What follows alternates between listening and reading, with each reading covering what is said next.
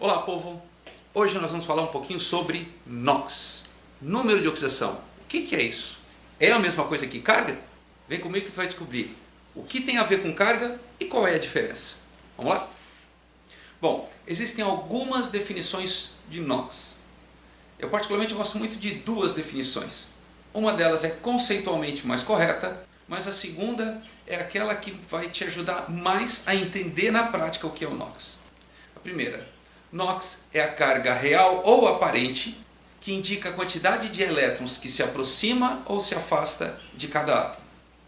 A segunda definição é a carga que o átomo teria se todas as suas ligações fossem rompidas, ficando os elétrons com o átomo mais eletronegativo. Como assim? Notem que as duas definições aparecem carga, só que não é exatamente a mesma coisa. No caso de compostos iônicos, quando eu falo de íons, NOx é a mesma coisa que carga. Por exemplo, se eu pegar aqui NaCl. NaCl é uma substância iônica. Quando a gente dissolve em água, ele sofre dissociação e separa em Na+, e Cl-. Mas reparem que eu tenho apenas a dissociação iônica. Aqui eu já tinha íons, a substância já era formada por íons.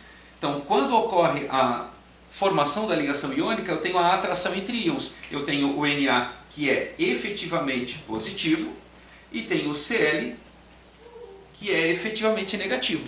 Então, neste caso, o sódio tem carga +1 e o NOx do sódio é +1. O cloro tem carga -1, no caso do íon cloreto, e o NOx do cloro nesse elemento químico é -1. Então, a gente pode diretamente aqui escrever dessa formulazinha indicando qual é o NOx de cada um deles. E quando a ligação não é iônica? No caso do ácido clorídrico, a gente tem uma ligação covalente aqui. E a gente precisa lembrar que a ligação covalente é o compartilhamento de um par de elétrons. Aqui nesse tracinho, na verdade, eu tenho representado os dois elétrons. Esse par de elétrons, se a gente fizer aqui a estrutura de Lewis, ok? Então tá, esse par de elétrons está sendo compartilhado pelos dois átomos. Mas como os dois átomos são diferentes, um deles é mais eletronegativo, no caso o cloro, que puxa os elétrons com mais força, fazendo com que esse par de elétrons se aproxime mais do cloro do que do hidrogênio. Ou seja, a densidade eletrônica do orbital molecular é maior próximo ao cloro, formando aqui uma ligação polar. Então a gente lembra da primeira definição.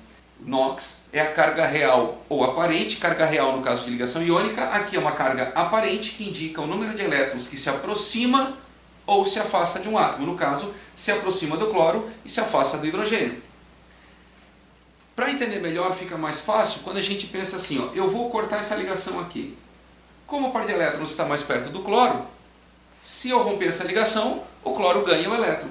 Lembra da segunda definição que diz que NOx é a carga que o átomo teria se todas as suas ligações fossem rompidas, ficando os elétrons com o átomo mais eletronegativo. Entre esses dois aqui, qual é o mais eletronegativo? O cloro. Então, se eu romper essa ligação, os elétrons vão ficar com o cloro, que vai ficar negativo. Notem, se eu romper a ligação, o cloro vai passar a ter carga negativa. Mas mesmo sem romper essa ligação, eu estou representando a fórmula aqui, eu posso dizer que o hidrogênio tem o NOx +1 e o cloro tem o NOx -1. Percebeu a diferença entre NOx e carga? Viu quando é que pode ser considerado a mesma coisa? Na prática dá para tratar sempre como sendo NOx um tipo de carga. Para que isso que a gente viu aqui fique um pouco mais claro, o ideal agora é trabalhar com compostos que tenham mais ligações químicas, como por exemplo uma cadeia carbônica. Aí vai ficar mais fácil de perceber e inclusive entender o que é o NOx médio. O grande problema do ensino do NOx, na minha opinião, é quando se limita a passar as regras para o cálculo do NOx, sem que a gente entenda exatamente do que é.